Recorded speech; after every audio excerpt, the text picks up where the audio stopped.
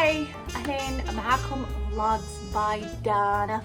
لا تنسون تسوون سبسكرايب وتسوون لايك للفيديو بعد ما تشوفونه طبعا، وتفعلون جرس التنبيه. أما الآن نبدأ الفلوج.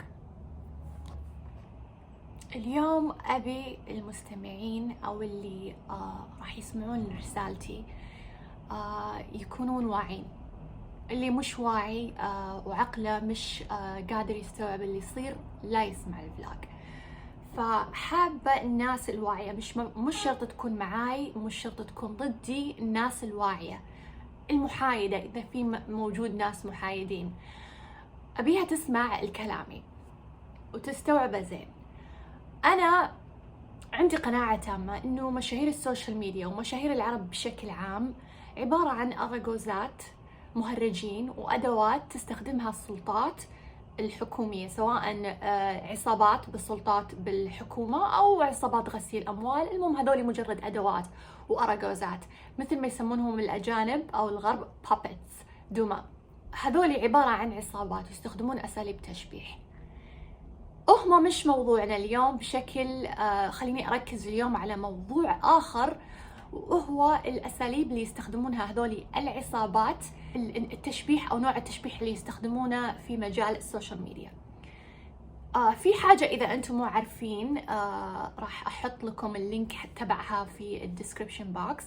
حرفيا في حاجة اسمها fans bots، أو يعني حسابات يندفع لها أو تسويها بشكل انه تدافع عنك، تذم اعدائك او الناس المنافسين لك، تمدحك، تمدح البزنس حقك، تمدح. هذا هو عالم السوشيال ميديا، كل شيء افتراضي، ما في شيء واقعي. يمكن نسبة الواقعية فيه 1%، الباقي كله فيك. فهذه الحسابات الحكومات طبعا يعني معروفة تستخدمها. فأنا راح أغطي هذا الموضوع وراح أعطيكم أمثلة على هذا الموضوع. وأيضا في حاجة أبغى أرد عليها لأن حومت كبدي كثير، فأبغى أعطيكم الرد عليها. هذه الحسابات زي ما قلنا إنها تحاول تشغلك في نفسك، أو خليني أقول تحبطك، تسوي لك غسيل، نوع من أنواع الغاز لايتنج، تلاعب نفسي. فمثلا لما أتكلم عن شخصية من حقي أنتقدها بما إني سعودية، وراح أوريكم جوازي طبعا للي يقولون مو السعودية، فمن حقي أنتقدها، خاصة أنه الآن بلدي تدفع، المواطن يدفع ضريبة. فوين تروح هذه الضرائب؟ مين ياخذها وكيف يصرفها؟ فتركي الشيخ موضوع يعني شخص أنا أنتقده وليه أسبابي. فلما أنتقده وأتكلم عنه وأسأله من أين لك هذا أو وين تروح الفلوس، تجيني حسابات خاصة عندي تيك توكة انتشرت شوية، يعني أكثر من التيك توك الفيديوز الثانيات، فصار يجيني عليها تعليقات نفس النمط، يعني تعليقات متشابهة، تحسون إنه حسابات وتم أمرها وإطلاقها في نفس الوقت. يعني ما تحسون إن التعليقات هذه منطقية أو تعليقات ممكن يقولها الشعب السعودي، لأن يعني أختلف مع الشعب السعودي كثير، مع إني منه في أشياء كثير، لكن الشعب السعودي مش بهالغباء. ومتأكدة كثير من الشعب السعودي لا يطيق تركي الشيخ. فتعليقات مين انتي؟ صير السعودية أول بعدين تكلمي. هذه صورة الجوازي باي ذا واي، السعودية غصب عنك أنت وياه. تركي الشيخ وزيرنا وإحنا مبسوطين فيه، كيفه حلالنا وإحنا راضين يسرقنا، انت ايش دخلك؟ تبين تشتهرين بمحتوى سب تركي الشيخ والحكومة، فلوسنا وإحنا راضين، وغيره وغيره.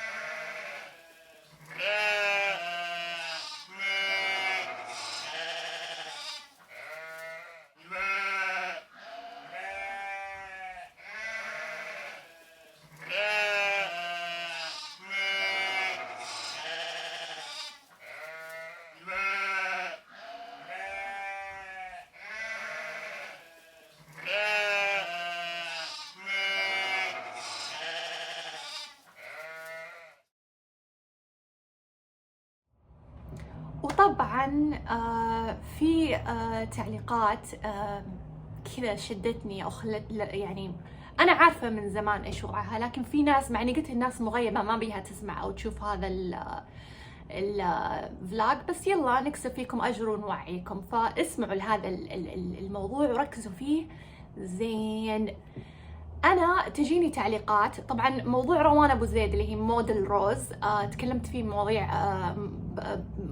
فلوجات قديمه او سابقه مو قديمه، فانا مقتنعه قناعه تامه ان تركي الشيخ وزير مستشار الديوان الملكي ومسؤول الترفيه وزير الترفيه اللي هو الداعم الرسمي بشكل غير مباشر لروان ابو زيد. انا مقتنعه قناعه تامه ولي اسبابي اني اعتقد هذا الاعتقاد. اللي حاب يعرف اكثر عن الموضوع او يستوعب ليش انا افكر هالتفكير يشوف هذا الفيديو ولا ينسى يترك تعليق، او اذا اعجب المحتوى يسوي له لايك. فانا حابه اقول لكم هفعت عليه القضيه وتكلمنا عن القضيه سابقا، ما نبغى نكرر ونعيد ونزيد في الموضوع، لكن الغرض من القضيه هي التمطيط، يخسروني ماديا، وايضا المهم في هالموضوع هذا انه يخلوني زي اللي اخاف او يحرموني من اني يمنعوني من اني اتكلم مستقبلا، عشان لما اكتشف شيء او اعرف شيء عنهم اقول لا او شيت ما ابغى اتكلم لانه ممكن يرفعون عليه قضيه. فهذا هو سبب رفع القضيه التشبيحيه اللي ما لها اصلا، يعني ما لها اساس، يعني قضيه مجرد كلام كله كذب في القضيه حقتها.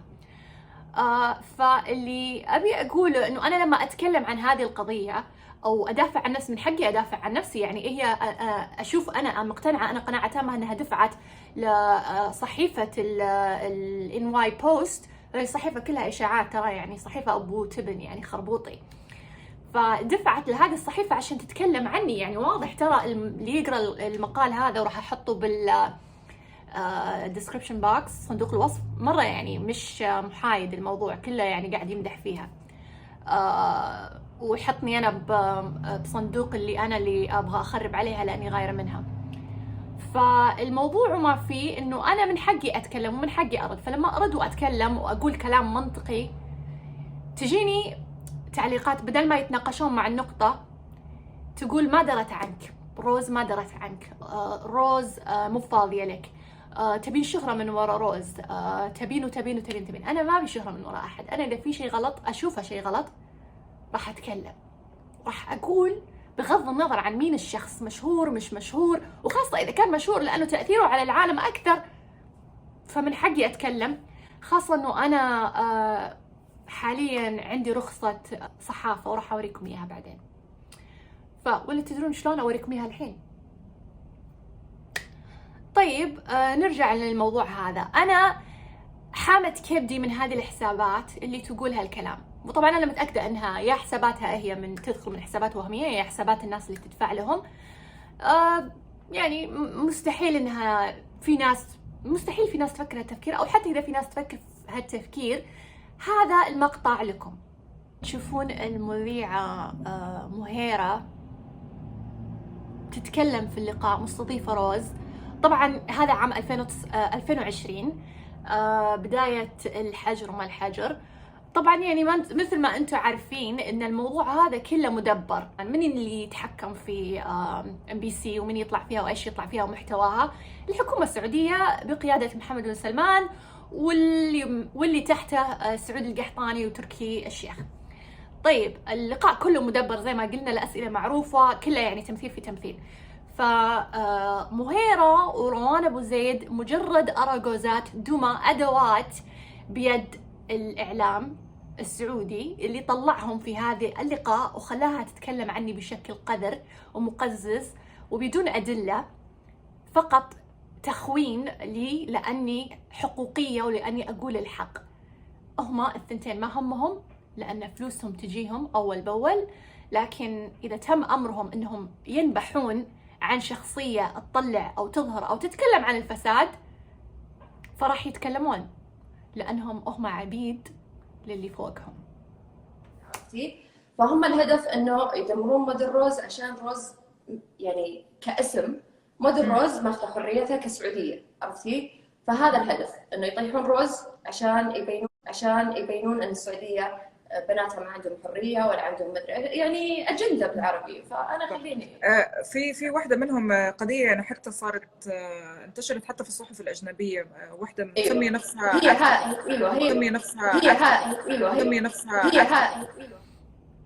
زي ما شفتوا مهيرة تقول عني اني انا الاكتيفست اللي تسمي نفسها اكتيفست.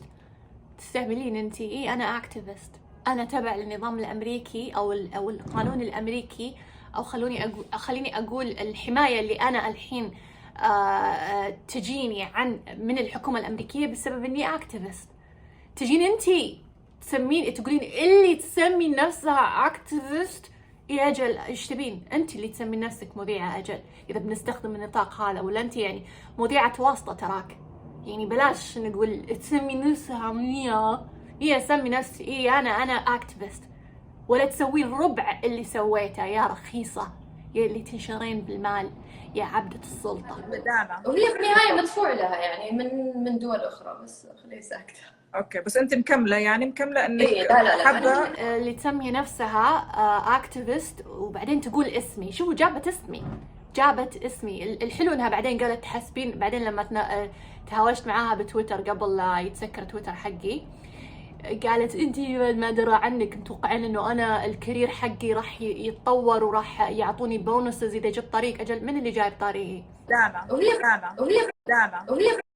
وهي الجني؟ انت جايبه طريقي، قلتي اسمي كوكو انتي ولا شلون؟ المهم الثانيه روان تقول يندفع لها. يندفع لي من مين انتي؟ على اي اساس يندفع لي من دول اخرى؟ ما حد يدفع لي.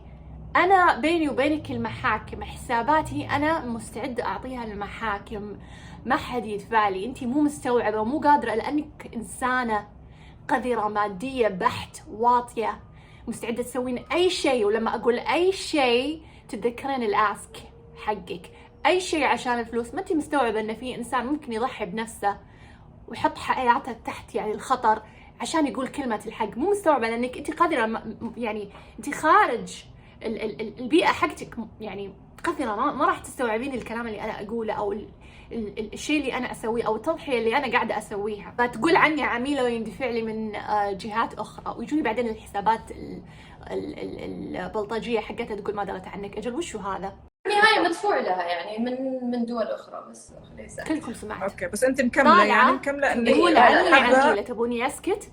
تبوني ما اتكلم؟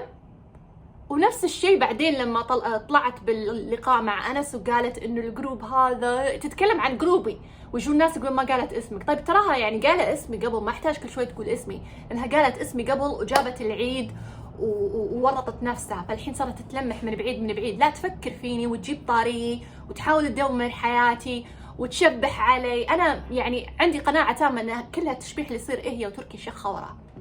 سوري، تركي الشيخ. فنوصل للموضوع اللي انا حابه اقوله، او النقطه اللي حابه اوضحها من النقاط اللي ذكرتها قبل.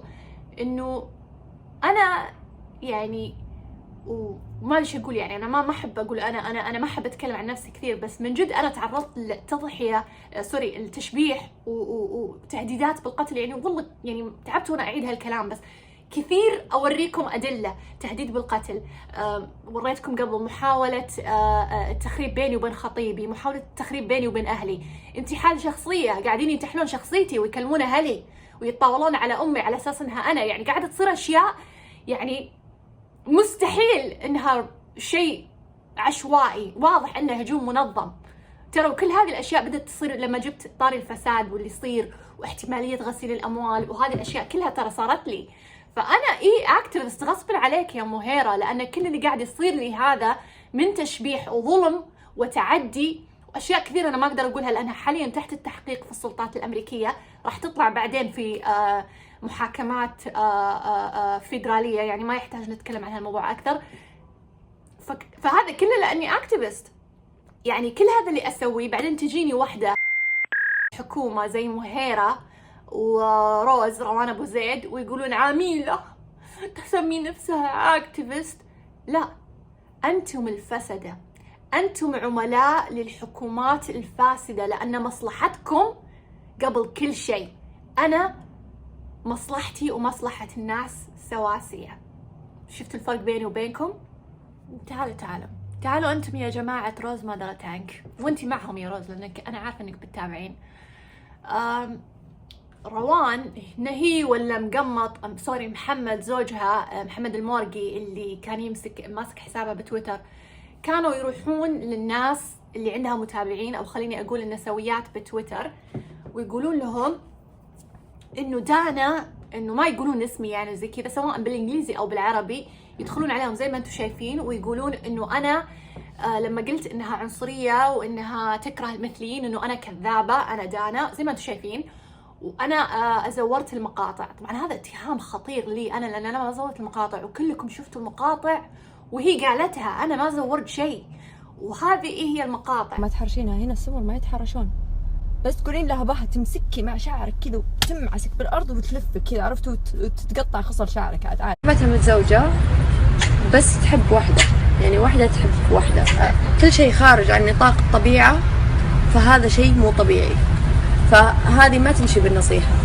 في شيء مو طبيعي، واحدة تحب واحدة معناته لازم تتعالج، لأن الشيء الطبيعي اللي ربي خلقه فينا الذكر وأنثى، الحب يكون بينهم أو الزواج يكون بينهم أو اللي هو، أما بين البنت والبنت ولا الولد والولد هذا مو طبيعي. لازم ومو عيب الواحد يكون حاسس إنه في مشكلة نفسية ويروح يتعالج، مرة مو عيب، عادي الدكاترة النفسية بكل مكان، وبالعكس كل الناس تروح دكاترة.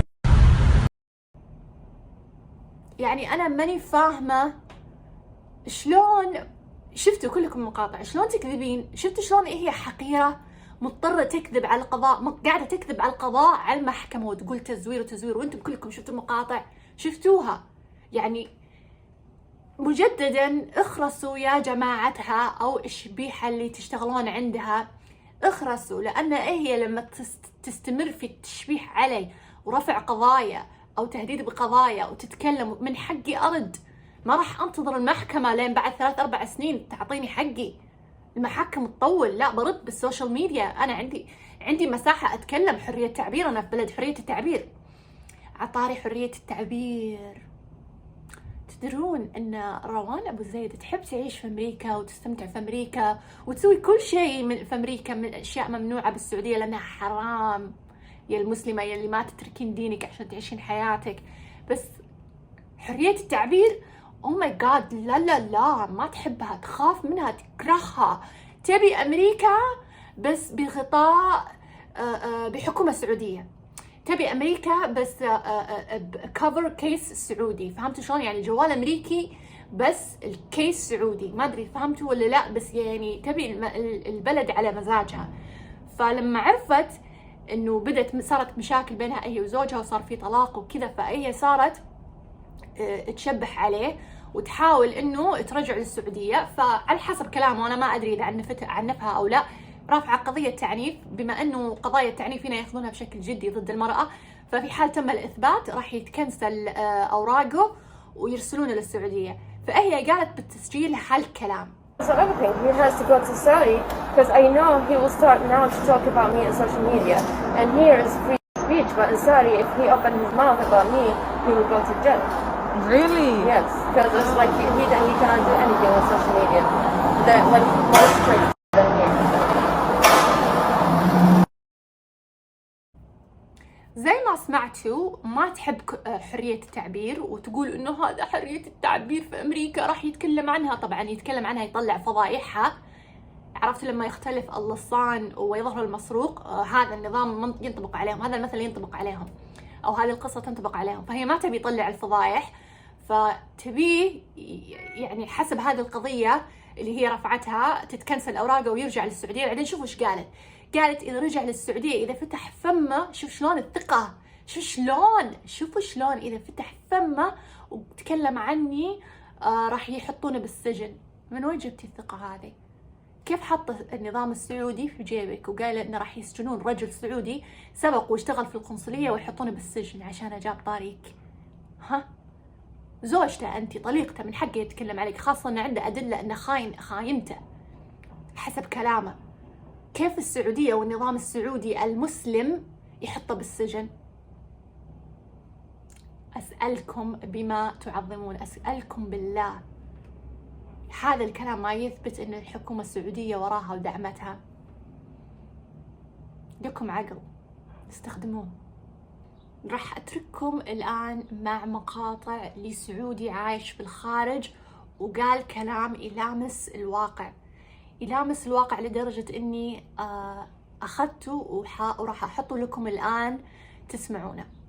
عنده جبهة مكونة من مرتزقة ومنتفعين، كتاب، إعلاميين، ممثلين، فنانين، أمراء، مشاهير سناب، قنوات رسمية وإعلامية، عملهم الوحيد هو شيطنة وتخوين من ينتقد المال واتهامه بالعمالة، وهذا أسلوب وضيع لإقصاء المخالف.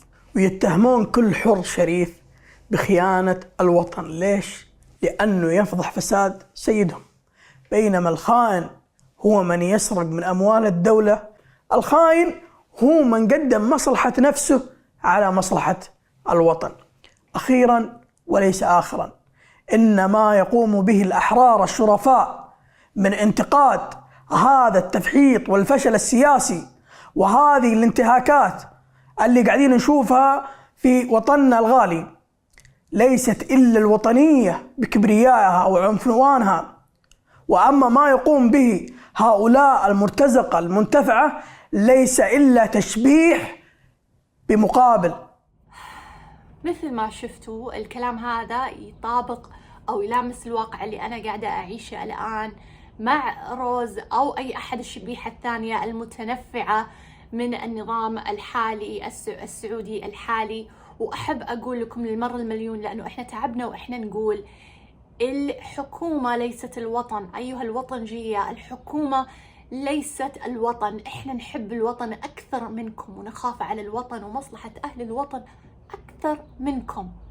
صدقوني هذه معلومة وليست رأي. أيضا في حاجة ثانية أبغى أقولها وأتمنى أن تستوعبونها، لأنه إحنا تعبنا وإحنا نحاول نفهمكم إنه لما أحد شخص يتكلم عن مصيبة صارت مع شخص قاعد يجيني اتصال عشان كذا طلعت هذه الجهة، شخص مصيبة صارت مع شخص مشهور أو سياسي أو مين ما كان وتكلمنا عنها، هذا مش معناته نحب الفضايح، تشويه سمعة، تخريب سمعة، نميمة، حش. لا، هذا اسمه نشر حقائق، نشر حقائق، نشر حقائق. خاصة وإن إحنا ما عندنا صحافة، اللي عندنا كله نهيق الحمير، ما عندنا صحافة. فلما أحد يجي يتكلم بالسوشيال ميديا لأنه عنده حرية، مساحة حرية، هذا نشر حقائق، نشر حقائق مش فضايح. نشر حقائق. يا ليت نعرف نفرق بين المصطلحات. هذا تصريح صحافة حصلت عليه. قبل لا أختم، بالنسبة للعقد هذا أنا سويته بنفسي. اللي حاب يعرف كيف يشوف هذا الفلوج. أيضا بالنسبة لأظافري أنا سويتهم بنفسي، ما أروح للصالونات. اللي حاب يعرف شلون يشوف هذا الفلوج. أما بالنسبة للعدسات، إذا حابين تعرفون من وين طلبتها شوفوا الفلوج هذا وتابعوه للأخير، ولا تنسون تعملون له لايك إذا عجبكم. وبس، أشوفكم بفلوجات تانية. لا تنسون تتابعون قناتي، تدعموني باللايك لأن اللايك سري وما حد يعرفه. وأيضا تتركون لي تعليقات إذا حابين تعلقون وتقولون لي آراءكم. ولا تنسون تفعيل التنبيه، فعل التنبيه عشان تشوفون فلوجاتي أول بأول. سلام.